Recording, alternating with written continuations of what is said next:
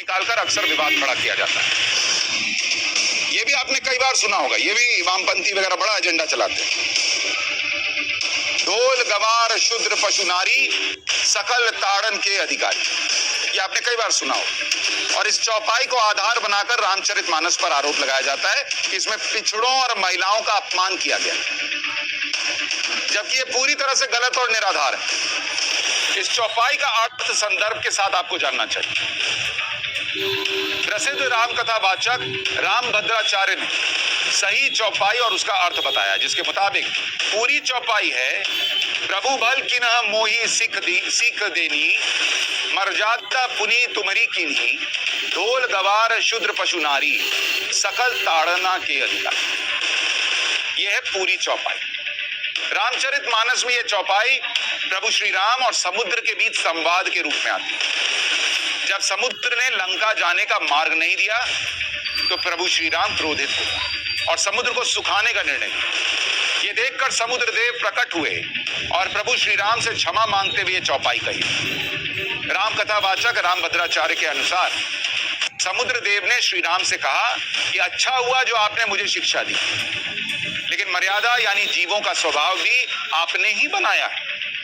इसलिए ढोल गवार शूद्र पशु और नारी के स्वभाव को ताड़ना यानी समझना और पहचानना चाहिए और उनकी किसी बात का बुरा नहीं मानना चाहिए।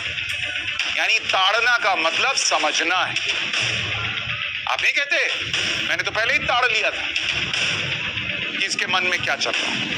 ताड़ लिया था मतलब समझ लिया था, पहचान लिया था। अगर ढोलक के सुर को नहीं पहचान पाएंगे तो वो बेसुरा बजे। गंवार यानी अज्ञानी व्यक्ति को पहचान कर उसी हिसाब से बात करनी चाहिए। शूद्र का अर्थ यहाँ जाति नहीं बल्कि कर्मचारी से यानी कर्मचारियों की पहचान करनी चाहिए और उसकी क्षमता और काबिलियत के अनुसार काम देना चाहिए। इसी तरह से पशु के व्यवहार का बुरा नहीं मानना चाहिए क्योंकि वो एक नासमझ जीव है। और इसी तरह नारी के स्वभाव को भी पहचानना चाहिए, समझना चाहिए, तभी उसके साथ सुखपूर्वक जीवन व्यतीत कर पाए। यानी इन सबको समझने के लिए कहा गया है कि इनको ताड़ना चाहिए। ताड़न के अधिकारी यानी समझ के अधिकारी हैं ये। उसको क्या से क्या बना के कि ताड़ना मतलब इनको पीटने की बात हो रही है। जिस समाज में महिलाओं का सम्मान और अधिकारों का ध्यान नहीं रखा जाता वहां हमेशा हिंसा और तनाव का माहौल रहता है और इसीलिए कहा गया कि इनको समझना चाहिए। अफगानिस्तान और ईरान इस बात का सबसे ताजा उदाहरण है कि वहां महिलाओं के साथ क्या हो रहा है। और जिस शब्द को हर बार तमाशा के लिए तमाशा बनाया जाता है, सकल ताड़ना, ये जो ताड़ना शब्द कि ताड़ना के अधिकारी, इसके कई अर्थों में इसके कई जो अर्थ है हिंदी भाषा के जानकारों के अनुसार ताड़ना शब्द जो है वो सकर्मक क्रिया में कई अर्थ है। और इसका मतलब होता है